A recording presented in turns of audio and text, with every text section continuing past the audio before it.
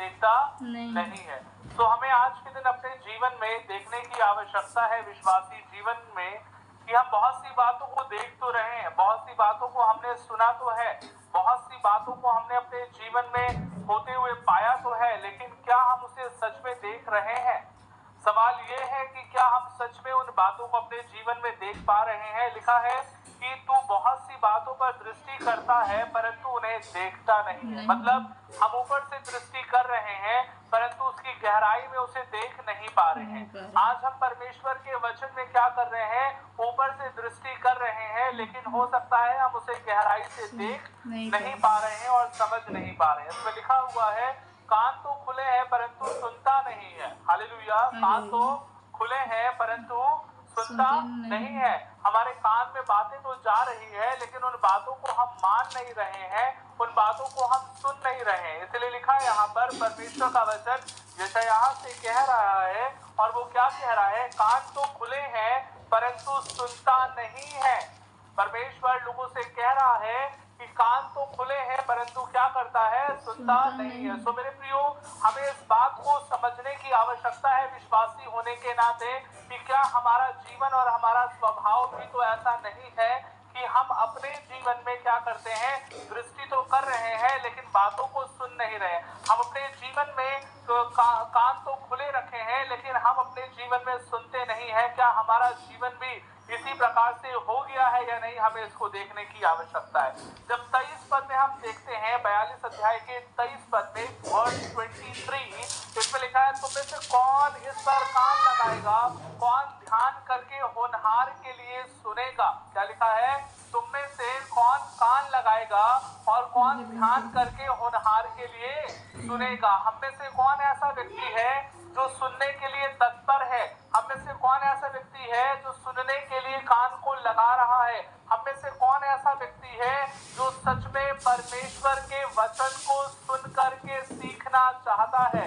मेरे प्रियो, हम में से बहुत से लोग यहाँ पर उपस्थित हैं, लेकिन हो सकता है कि हम यहाँ केवल नाम के लिए उपस्थित हैं और केवल हम रीति रिवाज के लिए उपस्थित हैं कि संडे चर्च जाना है इसलिए हम संडे चर्च आए हैं, लेकिन हम परमेश्वर के वचन को देख तो रहे हैं लेकिन हम उसे समझ नहीं पा रहे हैं। परमेश्वर के वचन तो हम सुन रहे हैं खुले कान से, लेकिन हम उसको सुन नहीं पा रहे हैं जिस प्रकार से परमेश्वर चाहता है कि हम सुने। मेरे प्रियो, परमेश्वर आज के दिन हमसे और आपसे पूछ रहा है, तुम में से कौन इस प्रकार से कान लगाएगा, कौन ध्यान करके होनहार के लिए सुनेगा? मेरे प्रियो, आज के दिन हमें और आपको इस बात का निर्णय लेने की जरूरत है कि क्या हम सुनने के लिए तैयार हैं?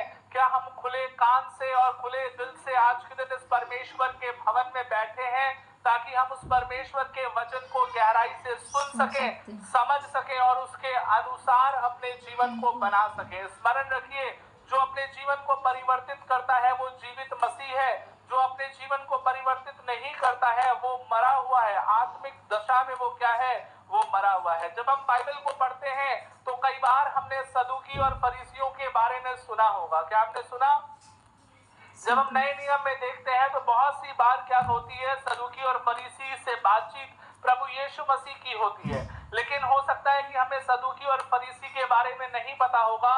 तो आज हम सदूकी और फरीसी के बारे में थोड़ा सा समझेंगे और आज हम सदूकी और फरीसी के बारे में थोड़ा सा जानेंगे। कौन है सदूकी और फरीसी और उनके जीवन का क्या शैली था और वो किस प्रकार से जीते थे? आपको हमेशा इस बात को बाइबल में आप सुनते होंगे कि सदूकी और फरीसी यीशु मसीह से वाद विवाद करते थे, प्रश्न पूछते थे, फंसाने का प्रयास करते थे और कई बार उसको क्या करते थे? कई बार उसको नीचा दिखाने का प्रयास करते थे।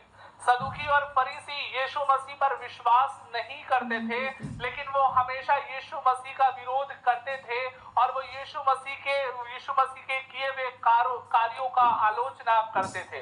लेकिन सदूकी और फरीसी आपस में दो मानसिकता के लोग थे, वो एक मानसिकता के लोग नहीं थे।